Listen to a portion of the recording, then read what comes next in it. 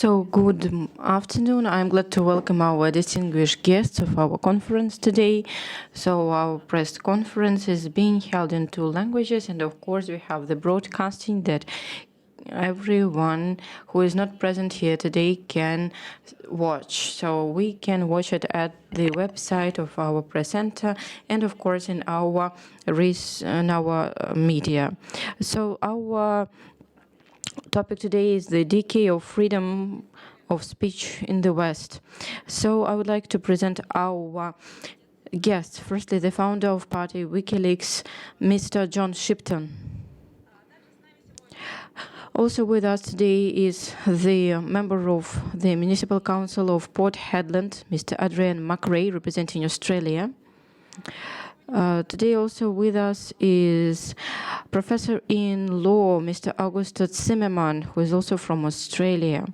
And also today with us is journalist and Mira Terada. So Mira brought our distinguished guest to us today. So I would like to pass the floor to you. So firstly, how did our guests come to Russia? What is the goal of their visit? Yes, good afternoon. So our guests have come so that they would be able to express the solidarity with the Kazan meeting, that is the BRICS summit, and of course to visit Russia and to see with their own eyes our beautiful architecture, to have the opportunity to talk to people. So I think that John and other colleagues would be able to tell about it by themselves. So passing to the topic of our conference today, I would like to highlight that the freedom of speech and of journalism is one of the most relevant and acute topics of our modern world. In the era of globalization and digital technologies, the information has become one of the most important tools to control and to influence people. And surely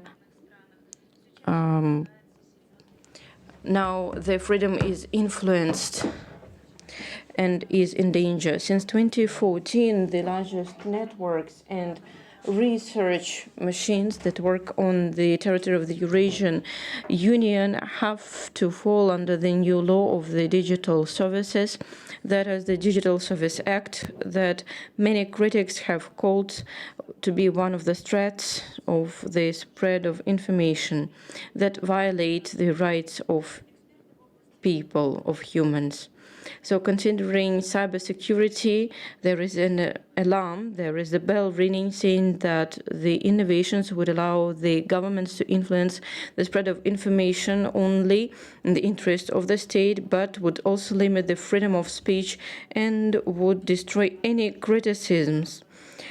The arrest of Pavel Durov, the founder of Telegram in Paris at the end of August, has become a sensational event that has actually been discussed widely in political and technological communities. That is the incident that didn't just raise the questions like the freedom of speech and responsibility of social platforms, but has also become the symbol of a new era, the fight of global elites with alternative points of view. I would also like to say that Digital Service Act that the French services have used in order to arrest Pavel Durov doesn't preview any criminal offense for founders of Telegram or anyone else.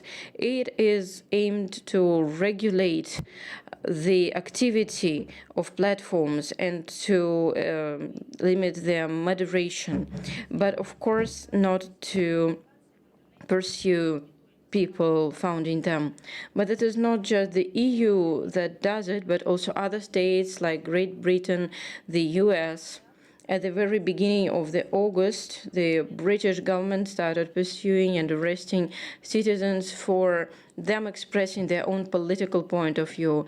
Arrests of people who are writing so-called offensives and who are there for manifestations do actually violate the rights.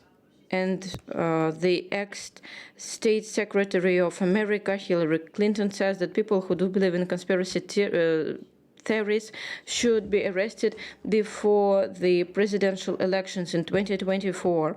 And what does she think it to be? Actually, that is anything said against the Democratic Party and that wants to get rid of all its opponents. So, when such politicians do proclaim things like that, do give the stimuli to the opposition, and do provoke the attacks against democracy.